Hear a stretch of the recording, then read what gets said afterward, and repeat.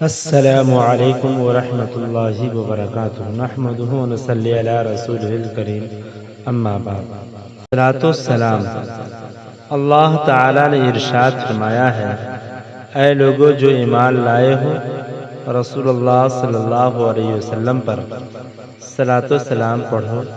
چنانچہ ارشاد فرمایا، یا ایھا الذین آمنوا صلوا علیہ وسلموا تسلیما۔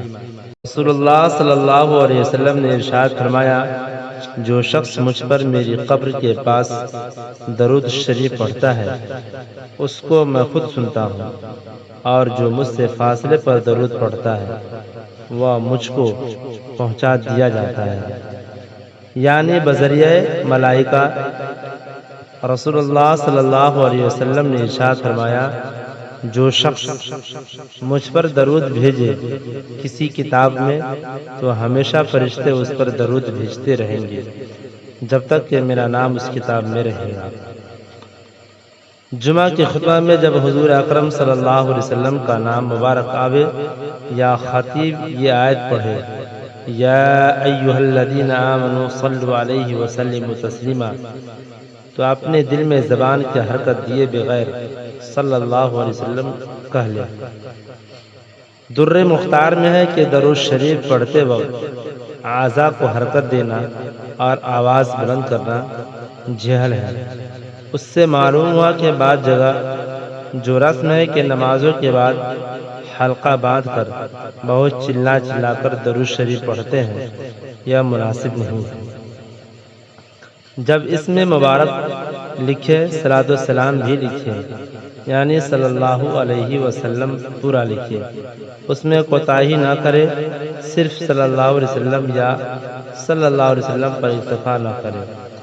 آپ کے اسم گرامی سے پہلے سیدنا بڑھا دینا مستحب اور افضل ہے۔ اگر ایک مجلس میں کئی بار آپ کا نام مبارک ذکر کیا جائے، امام طحطاوی رحمۃ اللہ علیہ کا مذہب یہ ہے کہ ہر بار میں ذکر کرنے والے اور سننے والے پر درود پڑھنا واجب ہے، مگر فتویٰ اسی پر ہے کہ ایک بار درود پڑھنا واجب ہے اور پھر مستحب ہے۔ نماز میں بجز تشہد آخر کے دوسرے ارکان میں درود پڑھنا مکروہ ہے۔ بے وضو درود شریف پڑھنا جائز اور باوضو پڑھنا نور علی نور ہے۔ حدیث شریف ہے کہ جمعہ کے دن تم مجھ پر کثرت سے درود پڑھا کرو، اس درود میں فرشتے حاضر ہوتے ہیں اور یہ درود مجھ پر پیش کیا جاتا ہے۔ ابو حفص ابن شاہین رحمۃ اللہ علیہ نے حضرت انس رضی اللہ تعالی عنہ سے روایت کیا ہے کہ رسول اللہ صلی اللہ علیہ وسلم نے ارشاد فرمایا کہ جو شخص مجھ پر 1000 بار درود پڑھے تو جب تک وہ اپنی جگہ جنت میں نہ دیکھ لے نہ مرے گا۔ درود شریف دعا کی قبولیت کی شرط۔ حضرت عمر بن خطاب رضی اللہ تعالی عنہ سے روایت ہے کہ انہوں نے فرمایا، دعا آسمان اور زمین کے درمیان ہی رکی رہتی ہے، اوپر نہیں جا سکتی جب تک کہ نبی پاک صلی اللہ علیہ وسلم پر درود نہ پڑھا جائے۔ یہی حدیث حضرت علی کرم اللہ وجہہ سے بھی مروی ہے۔ احادیث میں درود و سلام کی ترغیبات اور فضائل و برکات۔ ابو بردہ بن دینار رضی اللہ تعالی عنہ سے روایت ہے کہ رسول اللہ صلی اللہ علیہ وسلم نے فرمایا، میرا جو امتی خلوص دل سے مجھ پر صلات بھیجے، اللہ تعالیٰ اس پر 10 صلاتیں بھیجتا ہے اور اس کے صلہ میں اس کے 10 درجے بلند کرتا ہے، اور اس کے حساب میں 10 نیکیاں لکھا جاتا ہے، اور اس کے 10 گناہ محو فرما دیا جاتا ہے۔ حضرت کعب بن عجرہ انصاری رضی اللہ تعالیٰ عنہ سے روایت ہے کہ ایک دن رسول اللہ صلی اللہ علیہ وسلم نے ہم لوگوں سے فرمایا، میرے پاس جاؤ، ہم لوگ حاضر ہو گئے، آپ کو جو کچھ ارشاد فرمانا تھا فرمایا۔ جب آپ ممبر پر جانے لگے، جب ممبر کے پہلے درجہ پر قدم رکھا تو آپ نے فرمایا آمین، پھر جب دوسرے درجہ پر قدم رکھا تو آپ نے فرمایا آمین، اسی طرح جب تیسرے درجہ پر قدم رکھا تو پھر فرمایا آمین، پھر جو کچھ فرمانا تھا فرمایا۔ جب اس سے فارغ ہو کر آپ ممبر سے نیچے اترے تو ہم لوگوں نے عرض کیا، یا رسول اللہ صلی اللہ علیہ وسلم، آج ہم نے آپ سے ایک ایسی چیز سنی جو ہم پہلے نہیں سنتے تھے، یعنی ممبر کے ہر درجے پر قدم رکھتے وقت آج آپ آمین کہتے تھے، یہ نئی بات تھی۔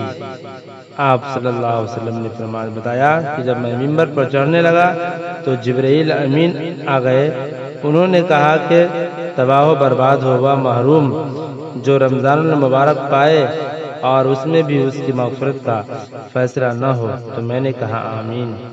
پھر جب میں نے ممبر کے دوسرے درجہ پر قدم رکھا تو انہوں نے کہا، تباہ و برباد ہوا بے توفیق اور بے نصیب جس کے سامنے آپ کا ذکر آئے اور وہ اس وقت بھی آپ صلی اللہ علیہ وسلم پر درود نہ بھیجے۔ تو میں نے اس پر بھی کہا آمین۔ پھر جب میں نے ممبر کے تیسرے درجہ پر قدم رکھا تو انہوں نے کہا، تباہ و برباد ہو وہ بدبخت آدمی جس کے ماں باپ یا ان دونوں میں سے ایک اس کے سامنے بوڑھے ہو جائیں اور وہ ان کی خدمت کر کے اور ان کی راضی اور خوش کر کے جنت کا مستحق نہ ہو جائے۔ اس پر بھی میں نے کہا آمین۔ حضرت ابن مسعود رضی اللہ تعالی عنہ سے روایت ہے کہ رسول اللہ صلی اللہ علیہ وسلم نے فرمایا، قیامت کے دن مجھ سے زیادہ قریب وہ لوگ ہوں گے جو مجھ پر درود بھیجتے ہوں گے۔ حضرت سیدنا ابوبکر صدیق رضی اللہ تعالیٰ عنہ سے مروی ہے کہ رسول اللہ صلی اللہ علیہ وسلم پر درود بھیجنا گناہوں کے دھونے اور اس سے پاک کرنے میں آگ کو سرد پانی سے بجھانے سے زیادہ مؤثر اور کارآمد ہے، اور حضور صلی اللہ علیہ وسلم پر سلام پیش کرنا غلاموں کو آزاد کرنے سے زیادہ فضیلت رکھتا ہے۔ گردے کے نبی کریم صلی اللہ علیہ وسلم پر درود و سلام بھیجنا منبع انوار و برکات اور مفتاح تمام ابواب خیرات و سعادت ہے، اور اہل سلوک کو اس باب میں بہت زیادہ شغف رکھنے کی بنا پر فتح عظیم کا مستوجب اور مواہب ربانیہ کے مستحق ہوئے ہیں۔ بعض مشائخ کرم اللہ وجہہ نے فرماتے ہیں کہ جب ایسا شخص کامل اور مرشد کامل موجود نہ ہو تو اس کی تربیت کر سکے تو اسے چاہیے کہ رسول اللہ صلی اللہ علیہ وسلم پر درود بھیجنے کو لازم کر لے،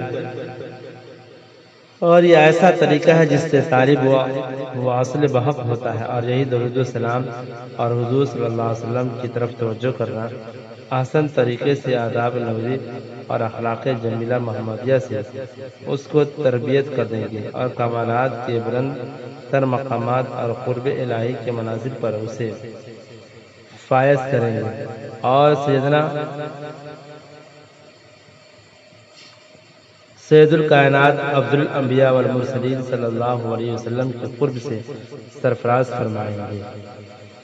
بعض مشائخ وصیت کرتے ہیں کہ سورہ اخلاص قل هو اللہ احد پڑھے اور سید عالم صلی اللہ علیہ وسلم کی پر کثرت سے درود بھیجے، اور فرماتے ہیں قل هو اللہ احد کی قرار خدائے واحد کی معرفت کراتی ہے۔ اور طلحہ رضی اللہ تعالیٰ عنہ سے مروی ہے کہ وہ بیان کرتے ہیں کہ رسول اللہ صلی اللہ علیہ وسلم ایک دن اس حال میں تشریف لائے کہ آپ کی آنکھوں سے خوشی و مسرت نمایاں تھی اور آپ کا چہرہ منور پر مسرت تھا۔ صحابہ نے عرض کیا، یا رسول اللہ صلی اللہ علیہ وسلم، آج آپ کے رخ انور میں خوشی و مسرت کی لہر تاباں ہے، کیا سبب ہے؟ فرمایا جبرائیل علیہ السلام آیا اور انہوں نے کہا، اے محمد صلی اللہ علیہ وسلم، کیا آپ کو یہ امر مسرور نہیں کرتا کہ حق تعالی فرماتا ہے، جو بندہ بھی آپ کی امت کا آپ پر ایک مرتبہ درود بھیجتا ہے اس پر 10 مرتبہ صلاۃ و سلام بھیجتا ہوں۔ ترمذی شریف میں ابی بن کعب رضی اللہ تعالیٰ عنہ سے مروی ہے کہ انہوں نے عرض کیا، یا رسول اللہ، میں چاہتا ہوں کہ آپ پر درود بھیجوں۔ فرمایا جتنا چاہو۔ میں نے عرض کیا وظائف کا چوتھا ہے؟